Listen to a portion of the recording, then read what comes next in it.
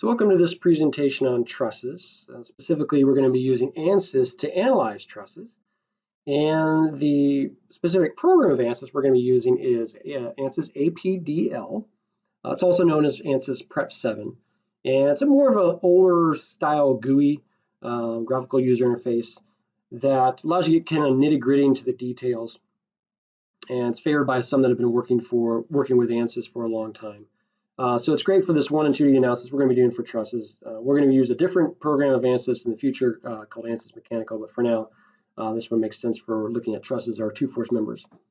One of the things I want to highlight before we get too far into it is we're going to be using Link 180, and late 2010 with version 13 of ANSYS APDL is when, or actually ANSYS in general, is when it replaced Link 1, Link 8, and Link 10. So if you have any books or anything you've looked up and you find, oh, I should be using Link 1, 8, or 10, it's shifted to Link 180 as a result of the version 13. We're going to be using version 17 of ANSYS, so just note that difference here.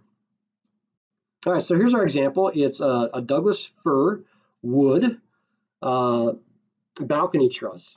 And it could be a lot of different types of trusses, but we're going to call it a balcony truss.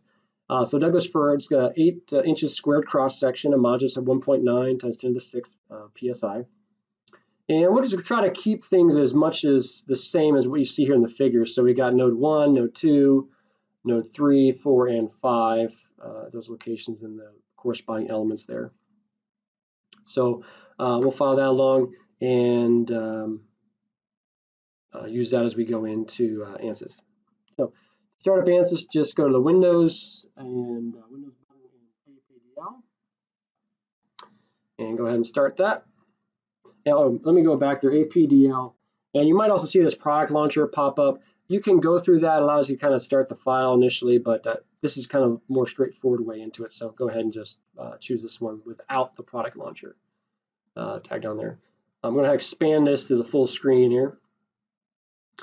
And what we want to do here is we want to start by making sure we have this, we're going to have this saved on a regular basis. So let's just go up and File, Save As. And that way you can locate it where you want to. So I'm going to save it just under my documents, and let's call it TRUSS. If you want to go to a different drive other than the drive C drive, here's how you can get that through your drop-down menu there. Just going to call it Truss and click OK. All right, so what do we have here? We got this whole window here. This might look unfamiliar if you're not used to working with ANSYS. The main focus that we're going to be doing is right in this section right here in the main menu, because this is where we apply boundary conditions, geometry, solving, post-processing, all happens right in here. And it's pretty much just top down as we work through this menu. So you'll see that, and that's something you can hopefully remember and apply as you go through different problems. The middle screen, that's where we're going to set up our problem and basically click and zoom in, zoom out of different things that we need to work on. The right-hand side gives us the controls to zoom out and pan and look at things in different ways. As well as this top menu lets us reference different things, set up working planes, and list results and other pieces. So some of this stuff gives us access into what we see over here in the main menu, but a lot of this is more just ultimately allows us to troubleshoot and appearance and look at things in different ways. All right, so let's get into it. First thing I'm going to do is click on Preferences here. And what this allows me to do is allows me to cut out a lot of the stuff that we're not going to be using. So we're going to be looking at a structural analysis of this balcony truss. So there's not going to be a thermal analysis, it's not going to be a fluid analysis. So by selecting structural, it's going to cut down the menu to only the items that we're going to be using, which in this case is just the structural type members. So go ahead and click OK.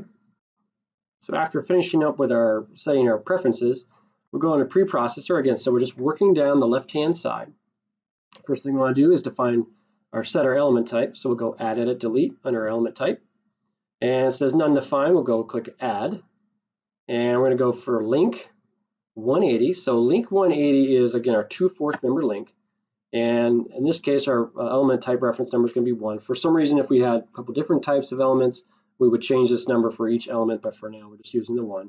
So click OK, and that looks good. We'll go ahead and close.